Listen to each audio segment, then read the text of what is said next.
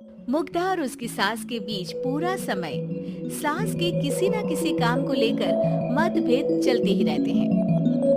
बहू, ओ बहू, जरा चाय बना दे। मुग्धा चाय लेकर आती है। ये लीजिए, और कुछ चाहिए? अरे नहीं, बस चाय पीने का मन था। जाओ, तुम दूसरा काम करो। चाय पीने के थोड़ी देर बाद सास दोबारा मुग्धा को आवाज लगाती है। अरे बहुरी, आओ बहू, जरा हलवा तो बना दे, मीठा खाने को मन हो रहा है। इसी तरह मुग्धा की सास पूरा समय कोई ना कोई काम बताकर उसे रसोई से बाहर तक निकलने नहीं देती। कभी चाय, कभी हलवा, कभी पानी तो कभी दूध, हर समय खाने को चाहिए और उसके लिए अपने हाथ पे बिल्कुल नहीं हिलाने। परेशान किया हुआ है इन्होंने। सास की जबरदस्ती परेशान करने की आदतों से दुखी मुग्धा एक शाम सचिन के साथ अपने कमरे में बैठी हुई बात कर रही होती है। सुनो जी, मम्मी जी की ये जानबूझकर मुझे परेशान करने की फरमाइशों से मैं बहुत फ्रस्ट्रेट हो चुकी हूँ। पूरे दिन में एक सेकंड का आराम नहीं मिलता। रसोई से बाहर कदम रखती नहीं कि बहू ये बना दे, बहुरी वो बना दे। अरे इनकी फरमाइशें चलती ही रहती है। अरे मुग्धा, माँ खाने की शौकीन है पर उम्र हो चली है, खुद खाना नहीं बना सकती इसलिए तुमसे बोलती है। अरे तो शौक भी उम्र देख कर रखने चाहिए ना। समझ में नहीं आता, हर समय फेविकॉल का जोड़ लगाए सोफे से चिपकी बैठी रहती है। इतना सब डाइजेस्ट कैसे हो जाता है उन्हें? अरे तुम मेरी माँ से इतनी नफरत कैसे कर सकती हो? मैं उनसे नफरत नहीं करती जी, बस परेशान हूँ। जहाँ मुग्धा अपने पति से ये सब बोल रही होती है, वहीं उसकी सास भी कमरे के बाहर दरवाजे से कान लगाए सारी बातें सुन रही होती है और अगली दोपहर रसोई में मुग्धा के पास जाती है।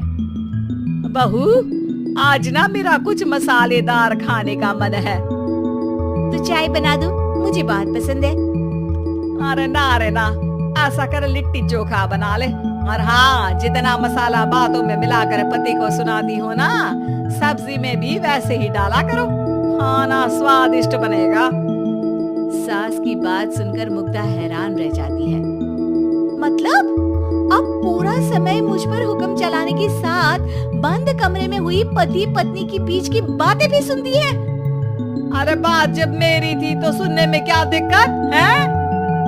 ये कहकर सास वहाँ से चली जाती है। अरे अब तो हद पार हो गई, इस तरह से तो ये मेरा जीना मुश्किल कर देंगी। मुग्धा सास की हरकतों से परेशान उसका हल सोचने लगती है और इसी तरह कुछ दिन बीत जाते हैं, जिसमें सास का जन्मदिन आता है। मुग्धा बहुत खुशी के साथ अपनी सास को एंड्रॉइड मोबाइल गिफ्ट करती है।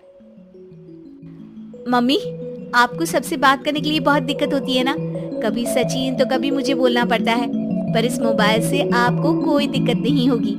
एक जगह बैठे बैठे बहुत कुछ कर सकती हैं अब आप। मोबाइल देख सासू माँ खुश हो जाती है, पर उसे इस्तेमाल करना तो आता नहीं, इसलिए साइड में रख देती है। जिसे देख मुग्धा घर का सारा काम छोड़ मोबाइल सेट कर सास को इस्तेमाल करना सिखाने लगती है, जिसके बाद अब सास पूरा समय मोबाइल में ही लगी रहती है। हाय, जब से मम्मी को मोबाइल मिला है मेरी लाइफ में कितनी शांति आई है। अच्छा है, इसी तरह बिजी रहे तो मैं भी सुकून की जिंदगी जी पाऊंगी।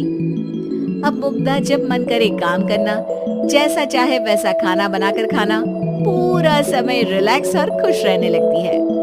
क्या बात है, आजकल तुम बहुत चहक रही हो।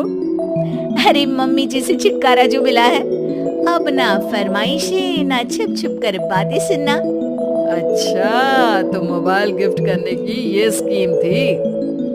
इसी तरह दिन बीतते हैं और अब मोबाइल पर लगी सास फरमाइशों की जगह सवालों के लिए बहू को आवाजें लगाना शुरू कर देती है।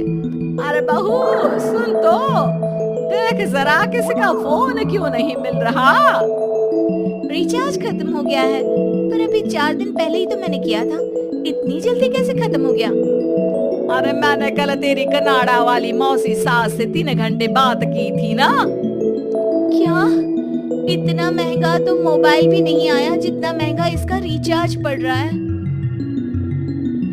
इसके ये बात तो जैसे मुग्धा के दिन के 24 घंटे में से 20 घंटे सास के पास उनके मोबाइल रिलेटेड प्रॉब्लम सॉल्व करने की ड्यूटी ही बन जाती है।